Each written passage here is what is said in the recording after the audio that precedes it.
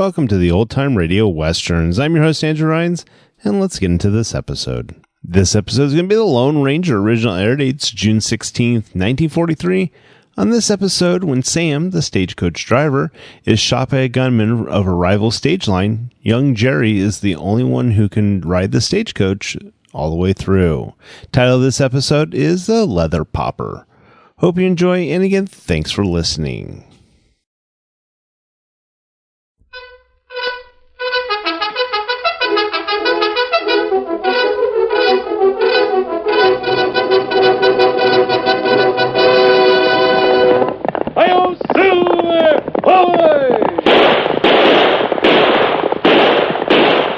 Fiery horse with the speed of light, the cloud of dust, and a hearty hi-yo, Silver, the Lone Ranger.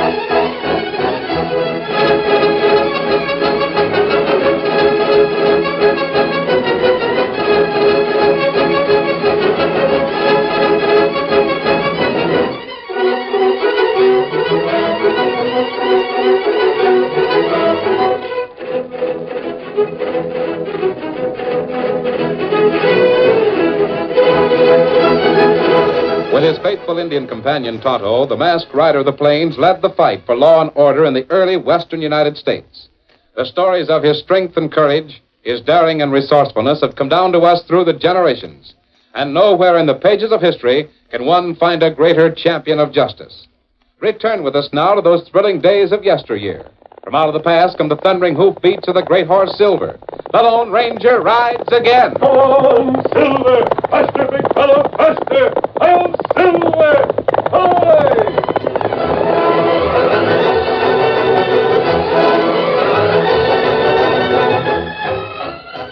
With steady hands and skillful manipulation that bespoke years of experience, Sam Deering tooled his weather-beaten stage around the big bend of Cedar Mountain. The road leveled off at this point. It was an ideal place to pick up lost time. Jerry Parker, the young boy who sat beside Sam in the high boot, turned to the driver expectantly. We'll be late getting into Clinton, Mr. Deering, unless we make it up along here. Hey, don't worry, Jerry. We'll pull in on time. I know, but What you really want is to see these horses line out and run, ain't that it? It's not that so much. I just like to watch the way you handle them. All right, son. I guess we can gain a little time on this level stretch. Where's my whip? Here. How come it's not in the socket where it belongs? Well, I mean, I was practicing a little bit with it while you were in the express office back there in Bancroft. Practicing, eh? Still hankering to drive a stagecoach, ain't you, Jerry? I will drive one someday, whenever you'll trust me with it. Well, it ain't that I don't trust you, Jerry. You're not old enough yet. Tooling a 6-horse hitch like this is a man's job. I'm 18, and I've been driving horses ever since I was 10. I can handle this leather almost as good as you, Mr. Deering. Here, give me that whip. There's a lot more to driving a stage than just being able to pop leather. I know, Now, you watch. Suppose you want to gain some time like we're going to do now. Yeah? Well, the first thing you got to remember is to gather all your lines in your left hand like this. You see? I know. Then the only way those horses are going to know what's on your mind is to send this leather skinning over the tops of the heads. Sure. But you got to be careful and don't touch them. Just pop it, that's all. I can do that. Then at the same time, you tell them about it. Oh. Well, hang on tight and I'll show you. All right. Like this. Chi-yi-yippee! Hey, see what I mean, Jerry? Yeah. All right, boys, that's enough. No need to wear yourselves out. Golly. See what I mean, Jerry? I'm sure I could do it if you Well, give me... time enough of that when you're a little older. You keep out of your job in the stable for a few more years. Tessie says it. Oh, so it's Tessie who's behind you on the Tula stage. No, it's my idea as much as hers. Well, listen, son. Tessie's my own daughter. But she's just like all the other women in the world. They always want to tell men folks what to do. You see, Mr. Deering, I figure if I was a real leather popper instead of just a stable boy, I'd be making some money. And then maybe Tessie and I know what you mean, son, and I have no objections, but you're too anxious. Wait a few years. Gee, Mr. Deering. What's the matter? Up there in that slope. I thought I saw an engine dodge behind a rock. Oh, shucks, there ain't no engines around this part of the... No, Mr. Deering. I've been shot, Jerry. You grab these lines and the whip. It must have been that engine. Drive. Get to Clinton as quick as you can. Yes, sir. Get up there!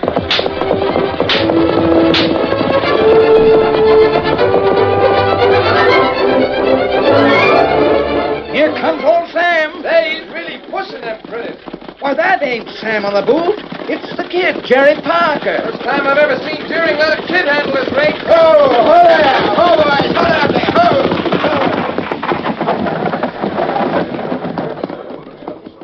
Where's Tessie? Tessie Deering.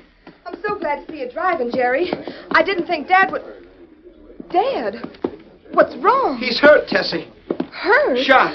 An engine sniped him, just this side of Cedar Mountain. Oh, Dad. Here. Somebody help me lift him down. Yeah, sure. Grab his feet. I'll take him under the arms. Now, easy does it. Oh. Somebody get a doctor. I just saw Doc Hawkins go down the street. I'll fetch him. Now, carry him over to the house, Tessie. Of course. Oh, hurry, Jerry, please.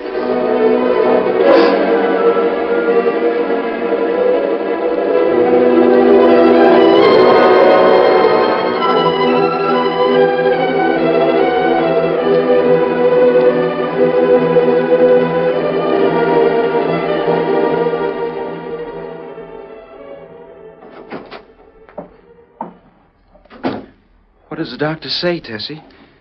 It's a serious bullet wound, but he'll be all right if he rests for 3 or 4 weeks. Gee, I'm sure glad to hear that. Who did it, Jerry? An engine. I saw him up on the slope a few seconds before he fired the shot. I can't understand it. Do you think it could have been an accident? No. Whoever was gunning for your pa lined up his sights on purpose. But why? Dad hasn't got an enemy in the world. I don't know. But I'm going down and tell Sheriff Holmes about it. Exactly where it happened, and Wait. maybe... Dad wants to see you. Go on in.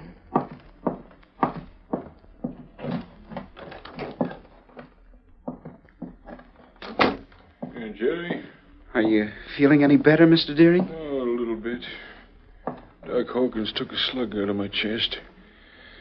Take more than one of them to kill an old codger like me. That engine. I'm going down to the sheriff's office and tell him about Oh, it. you don't think the redskin's still perched up on the mountain with a rifle in his hand, do you? No, but... Let Tessie talk to the sheriff. You've got a more important job to do. You mean... Somebody's got to take the stage out into the 10 tree.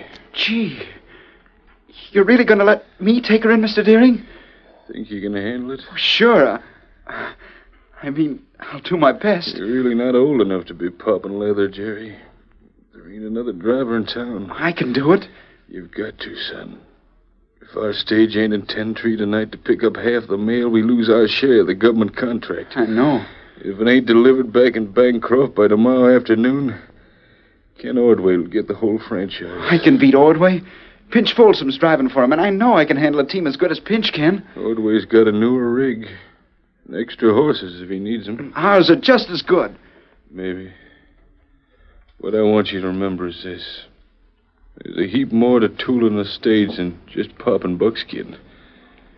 Ease a team on the hills. Don't be afraid to use the brake. I'll remember. I hope so, Jerry. Every chip I've got's on you. Now get out of here and go to work. You're not a stable boy anymore. You're the Deering Stage Line's one and only leather popper. Gee. Now get. Yes, sir.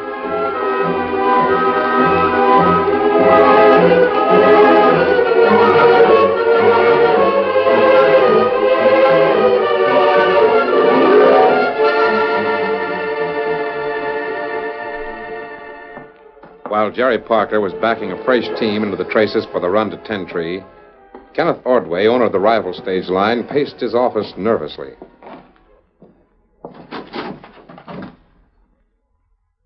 Pinch, where have you been? Had to take off that engine, get up, and then ride a back trail into town. Deering's coach came in a few minutes ago. But the old codger wasn't driving. I put a Yeah, slug not in him. the right place. He's still alive. He can't be. I saw him keel over. Then the kid grabbed the lines. Yes, and drove on in here. You did a bad job, Pinch. But, boss, I That's tried. a good thing you're a better stage driver than you are a rifle shot. I can't understand. Well, it's too late to change that now. I get down to the barn and get my rig on the road ahead of Deering's. You mean the old man's going to drive with that slug in him? Of course not. He's home in bed. The kid'll drive. Why, he ain't have a tool to stage in his life. So much the better for us. Well, I could beat him to 10-3 and back to Bancroft with both hands tied behind my back. Yeah, that must have been the way you triggered that rifle today. With both hands tied behind your back. Oh, listen, boss. Shut up. I'll get out of here and get on the road ahead of that Parker boy. You understand? Sure. I don't care how you do it. But I don't want the Deering stage to get to 10-3 or to get back. Don't worry. I'll take care of it this time. For sure? For sure.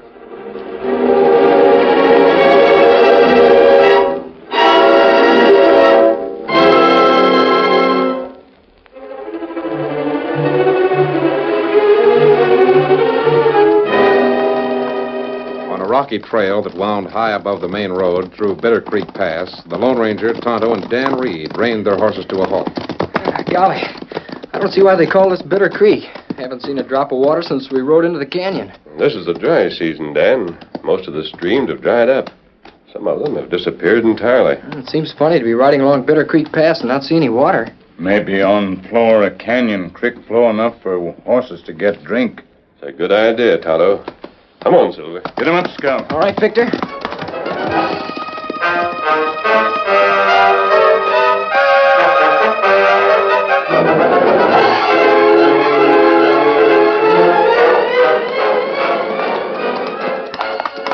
Here's some water. At least enough for a drink. Ho, Silver. Ho, Oh, boy. Victor, ho. Scout. Ho, fella. Ho. Is this Bitter Creek, Tonto? Ah. There's hardly enough of it to see. Plenty for the horses. Isn't there, Silver? Go on, boy. Don't let Victor drink too fast, Dan. I'm sure disappointed. I thought Bitter Creek would be something to see. It's nothing but a little trickle of water. See how it flows down the side of that cliff, Dan? Sure, but it's not even big enough to make a waterfall. That's an odd formation there at the base of the cliff. A wide stone shelf. If there's any amount of water in a creek, it'd splash on a shelf instead of just trickling over it. Well, me think when rains come, flood creek, it make plenty big splash. Yes, you're right, Tonto. You'd probably never recognize Bitter Creek at flood stage. Yeah, but what I can't figure out is Look. what all that... What's the matter, Tonto? On main road, up ahead, stagecoach stop. Oh, yes, there is a coach standing up there. The driver must be resting his horses. No, him not do that. Me watch him. Him tie rope to tree and stretch it cross road. Yeah, that's right. He's tied a lariat to trees on opposite sides of the road. And only about 3 feet from the ground. Why would he Wait, do that? Dan. Driver, get back on stage. Look. Why would a stage driver do a thing like that? I don't know, Dan. A rider coming from this direction with the sun in his eyes couldn't see the lariat, but trip his horse. Well, he must have done it on purpose. Hard to believe that any man would deliberately try to break a horse's legs or kill a rider. Unless... Another stagecoach come down road. You see it? Golly. He's coming so fast you'll never see that rope. That stage will pile But up. we can stop it. Come on, Silver. Get him up, Scout. Come on, Victor. Outlaws! You're not going to catch me! Say-I!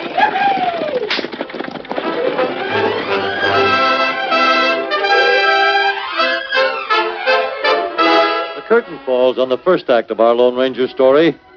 Before the next exciting scenes, please permit us to pause for just a few moments.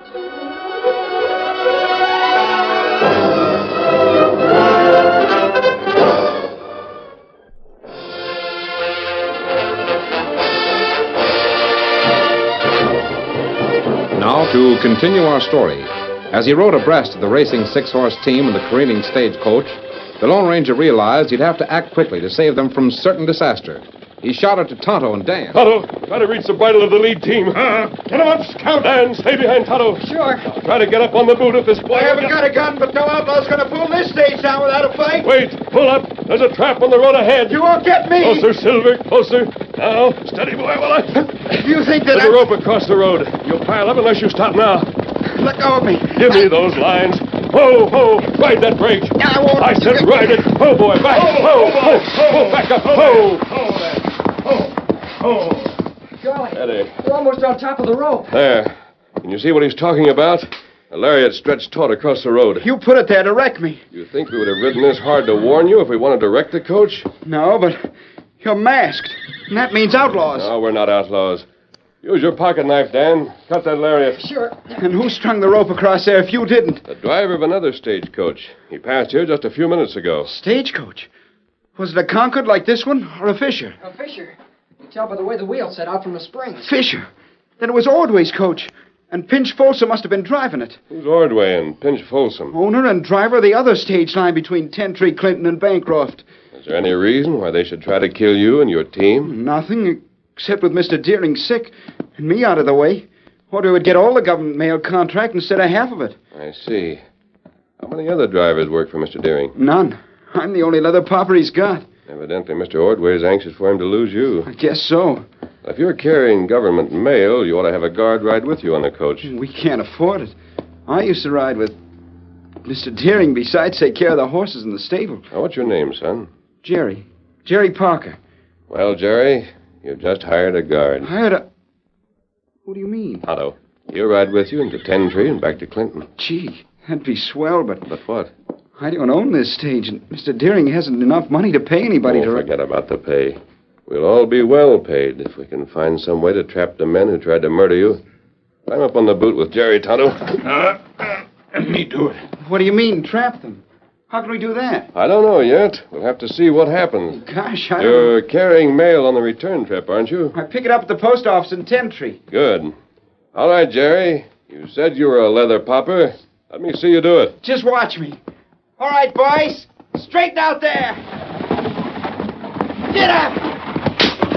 Tie-yi! Yippee! We sure can handle that team. Yes, you're right, Dan. He's a natural-born stage driver. Well, what are we going to do now? Take a shortcut into Tentree.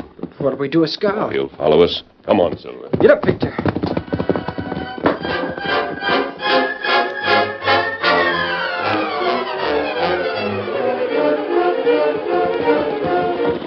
In the meantime, Pinch Folsom, driver of the Ordway coach, pulled into the stage depot at Tentree. Whoa! Whoa there, you critter! Whoa! Whoa there! Whoa! Whoa! Hello, Shorty. Hey, you must have been prodding them critters. They're really blowed. Yeah, hitch up a fresh team. I got to line out of here as soon as I pick up the mail pouch. Yeah, somebody waiting to see you. Yeah? Who? Your boss, Mr. Ordway. Ordway? How'd he get up here? Rode a saddle horse. Leastwise, that's the way he came into town. Well, I left him in Clinton. He must have taken a shortcut trail over the ridge. Yeah, better go on in and talk to him. He ain't in a very good mood. Yeah.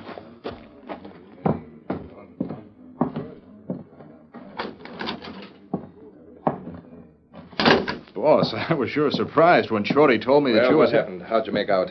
What do you mean? You know exactly what I mean. The Deering coach, where is it? Piled up on the road down by Bitter Creek. The boy was driving the Parker kid. Got a broken neck like as not. Ain't nobody can live through a smash like that. How'd you do it? Trip rope. Strung it across the road about 3 feet from the ground. Used my best leather lariat, strong as steel. Did you see the accident happen? Oh, no, I didn't exactly see it, but the kid was only about 2 miles behind me. He couldn't have missed the rope. How do you know he didn't see you? Stop worrying. I tell you he didn't. I cut in ahead of him before he pulled out of Clinton. I hope you're right, Pinch. Nearer right than you are with a rifle. Oh, I tell you the job's done, boss. The only thing we got to worry about is getting around that wreck when we go back to Clinton. Must be quite a pile of junk there on the road. I hope so. You riding back with me? Yeah. I'll leave my saddle horse here. About the mail? I'll take care of that. This trip is going to be the most important one we've ever made, Pinch. Yeah? It's the last day of the month. And if Deering's coach don't carry any mail, I'll get the whole contract. Deering's coach carrying mail? That's a good one. How can he carry mail if he's piled up the... What's that?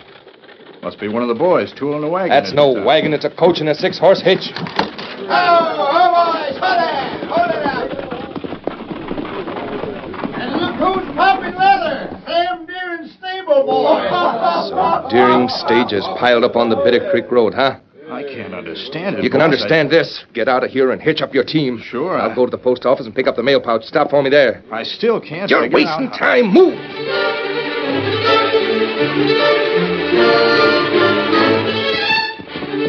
Who Ho, Victor, ho. What did you find out, Dan?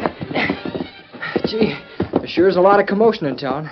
Everybody's excited about the race. Yes, I know. Did you follow Ordway? Yeah, I was right behind him when he went to the post office. There's only one bag of mail, so he's going to carry it, not Jerry. I thought the government contract was evenly divided. Yeah, it is. But when there's only one bag, the first coach going out takes it. I see. Ordway and Pinch Folsom were leaving right away. They have a fresh team of horses. Well, that's too bad. Yeah, but Jerry's going to try to beat him to Clinton, so he'll be the first one to pick up the mail there. He won't stand much of a chance unless... Unless what? I'm going to write a letter, Dan. I want you to mail it here at the post office in 10 Tree after Ordway's coach has left town. You understand? Sure. But then what are we going to do? Follow Jerry and Tonto. We may be able to help. Now, wait just a minute and I'll write that letter.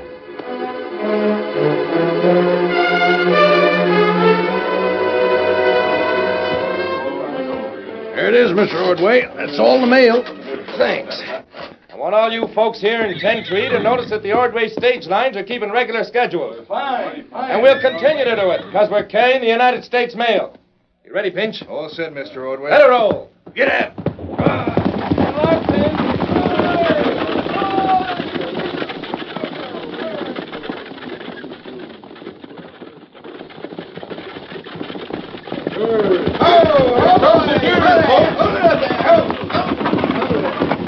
Ain't much sense you making a run as a kid. Why not? Well, Ordway's out ahead. You can't beat him. Besides, he's got the mailbag. If I get into Clinton first, there might be more mail there. Oh, you haven't got a chance. Who's your new redskin guard? His name is Tonto. Guarding an empty stagecoach, huh? Well, guess I'll pull out. I've got... Here's a letter you can carry. Hey, wait a minute. You got some mail after all. Kid just handed me this letter. It's addressed to somebody in Clinton. Here, it's registered. You got to sign for it. Gee, this is swell. I am carrying mail after all. Yeah, one letter. All right, now you're all set. Let me see you pop some leather. Just watch me. Storm blowing up. You'll never get to Clinton. Yes, we will. All right, boys. Heads up. Hang on, Tonto. Get up.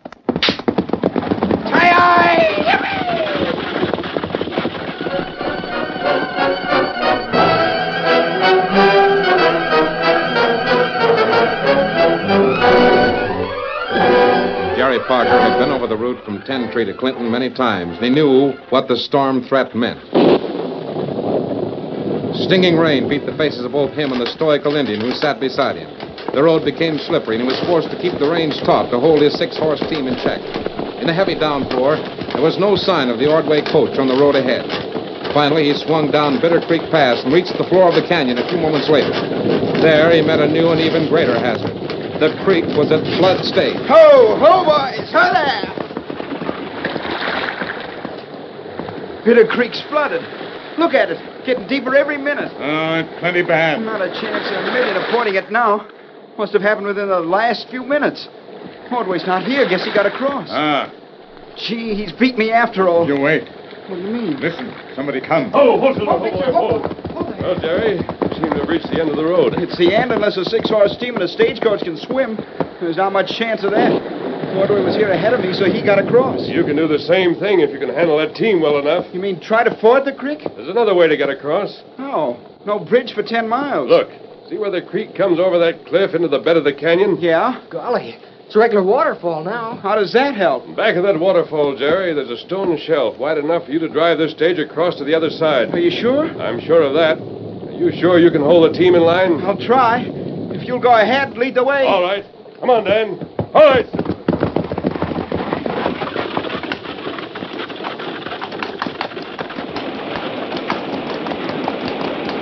That's the way, Jerry. Come straight ahead. Ho, boys! Ho there! Oh, we made it! There was a couple of times when I didn't think we would. You did a fine job, Jerry. I've seen a lot of stage drivers. Gee, thanks. You still have to get to Clinton. Golly, I almost forgot. The rain's slackening up now. You won't have any trouble. Dan and I brought Scout along, Tonto. You want to ride with us? Here, Scout. Aren't the three of you coming into Clinton with me? We'll be right behind you. Ready, Tonto? Me ready. Now, don't forget, Jerry. You have a registered letter to deliver when you get to Clinton. How'd you know about it? Come on, Silver. Get up, Scout. Come on, Victor. Heads up, boys! Get up! Say aye!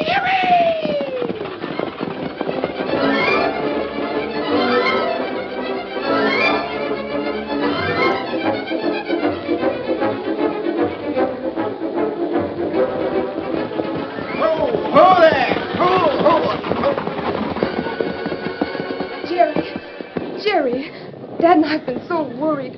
We were afraid the storm had... I got through it all right. Where's the Ordway coach? Is it going on to Bancroft? Why, didn't you know? What? A man rode in on horseback just a few minutes ago. Mr. Ordway and his coach are stuck up to the hubs. They tried to ford Bitter Creek. Stuck? Golly, that means I'm here first. Of course. Did you bring the mail? No. Ordway had that. He left 10-3 first. Oh, if you aren't carrying the mail, the government contract says that Dad's coach must be carrying United States mail. Wait a minute. I almost forgot. I've got a registered letter right here in my pocket. Oh, that's wonderful. As soon as that's delivered, we'll... Why, Jerry, look. What do you mean?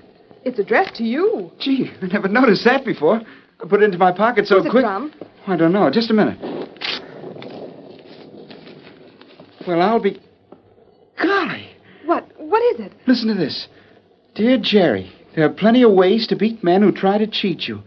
The fact that you carried this letter from 10-3 will keep Mr. Deering's contract with the government. I'm glad I've known you, Jerry. I think you're one of the best leather poppers who ever drove a team. Gee, Tessie, if he thinks I'm a real leather popper, then I am one. Who are you talking about? The man who wrote this letter. The Lone Ranger. Oh, Silver! Away!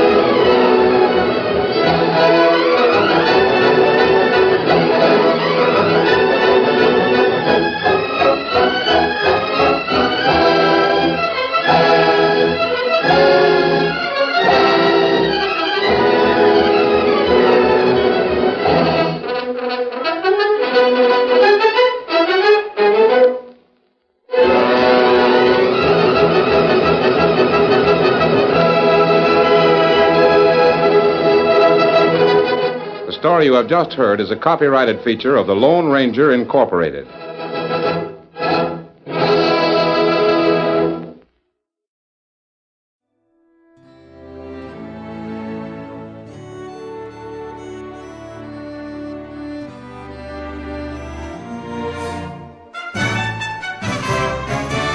This has been a presentation of OTRWesterns.com, and we hope you enjoyed. Please take some time to like and rate our shows in your favorite podcast application. Follow us on Facebook by going to OTRWesterns.com/Facebook.